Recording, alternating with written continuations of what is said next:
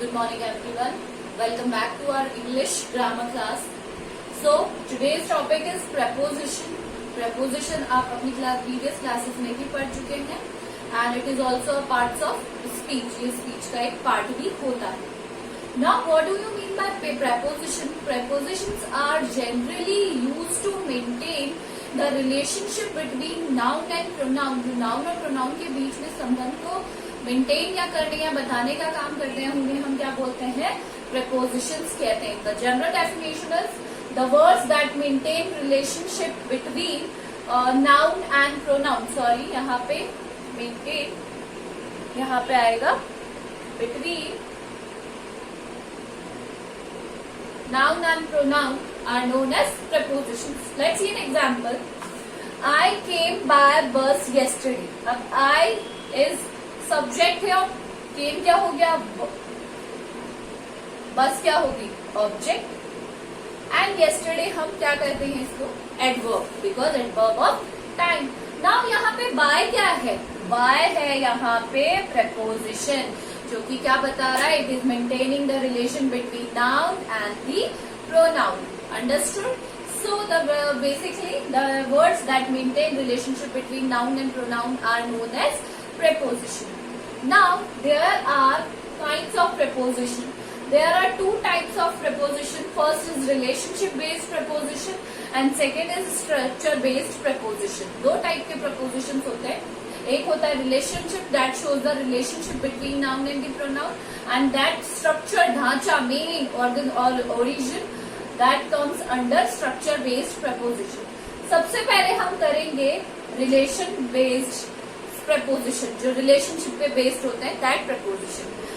Relationship based preposition are of 7 types. कितने types के होते हैं? ये 7 types के होते हैं. हम इन्हें one by one करेंगे. First is preposition of time. आपको time से ही समझ में आ जाएगा that the word that shows about the time are known as preposition of time. It is one of the easiest topic I guess. Preposition of time में हमें क्या पता चलता है? टाइम का पता चलता है. And the words that shows, जो preposition होते हैं कौन कौन से होते हैं जो टाइम हमें बताते हैं? After, till, until, at, by, in, before. For example I came by 10 o'clock. मैं कब तक आ गया? 10 o'clock. 10 o'clock क्या है? टाइम है. और यहाँ पे बाय क्या है? प्रपोजिशन यूज हुआ है.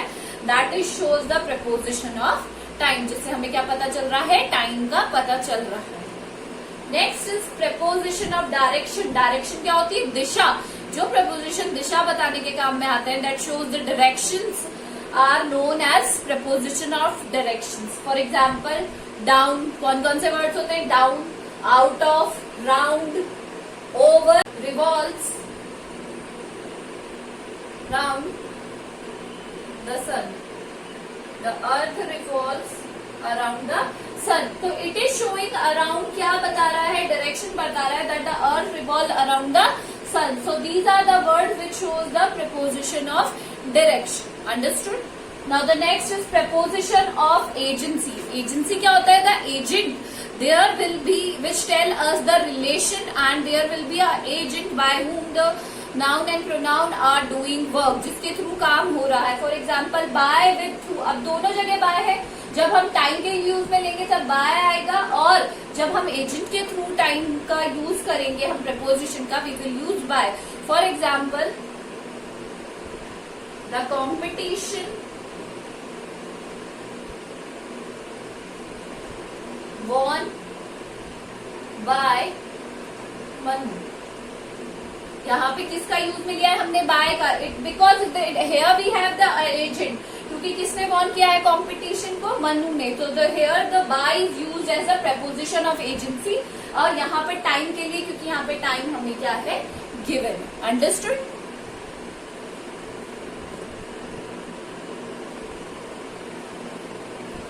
Now the next is preposition of place, जिससे हमें क्या पता चलता है? प्लेस का पता चलता है.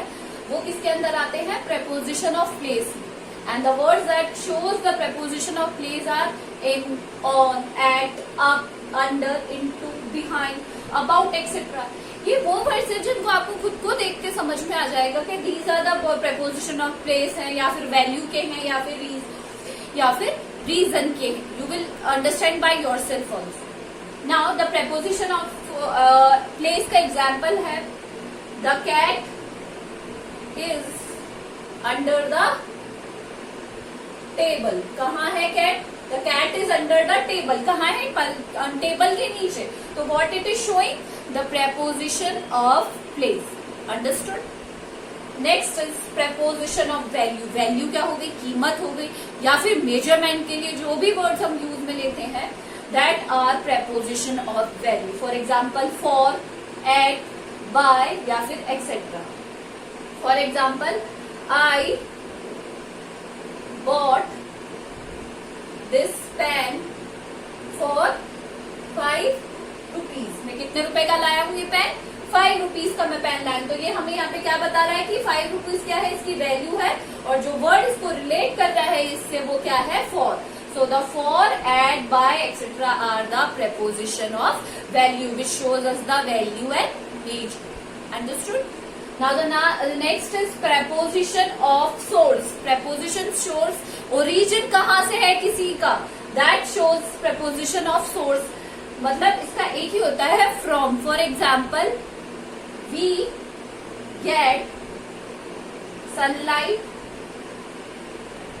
from। अब हमें सन किससे मिलती है?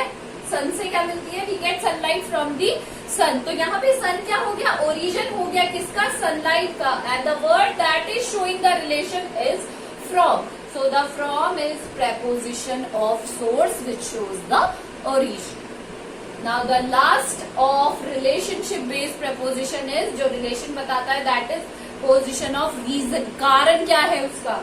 From, for, of, with, to, etc. are the example of preposition of reason. For example, I cut the apple with knife। मैंने किससे कट किया है एप्पल को? With knife. तो विद क्या हो गया यहाँ पे? प्रेपोजिशन ऑफ रीजन, क्योंकि मुझे, मैं अपने हाथों से तो काट नहीं सकती हूँ। So it is the reason that I have cutting the apple with the knife. So these are the preposition of reason. So we have done the relationship based preposition. Next हम करेंगे structure based preposition.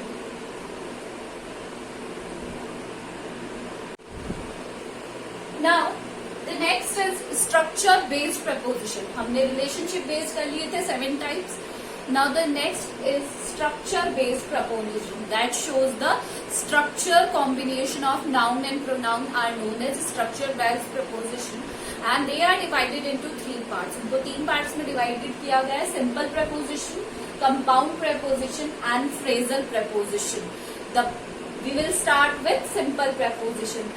The prepositions which are generally used to show time and place, जो simple time और place को बताने के लिए use में लिए जाते हैं, that comes under simple preposition। जो किसके अंदर आते हैं? simple preposition के अंदर, जो time और date को, time and place को show करते हैं। For example, in, at, near, off, up, after, over, under, ये सारे किसको बता रहे हैं? time and place को। So these comes under simple preposition. For example, he is near,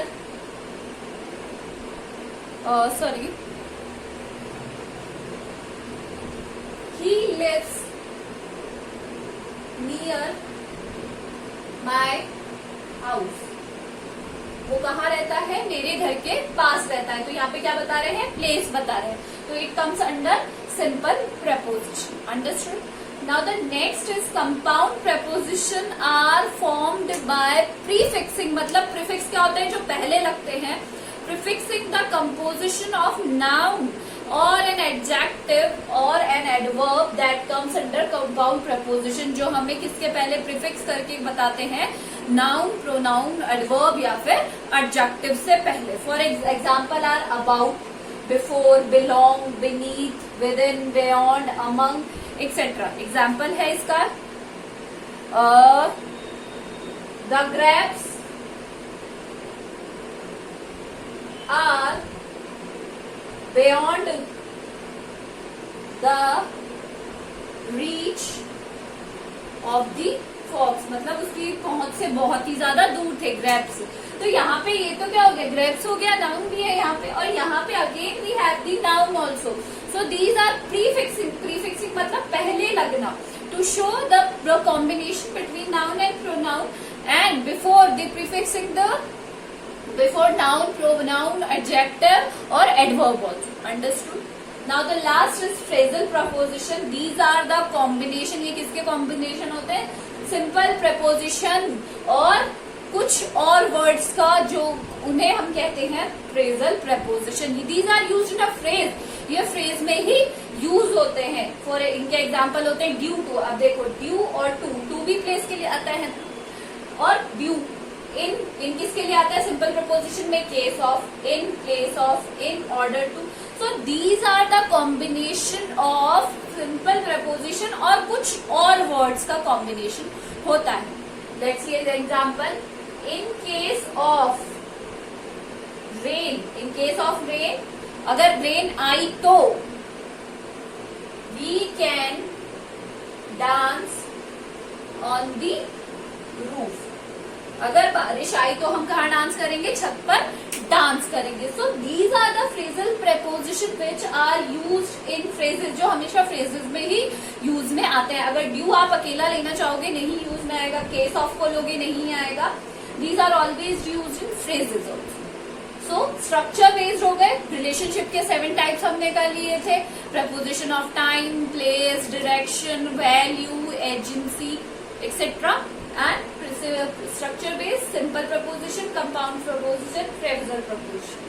Now what you have to do, you have to write all these in your grammar copies with definition and examples each.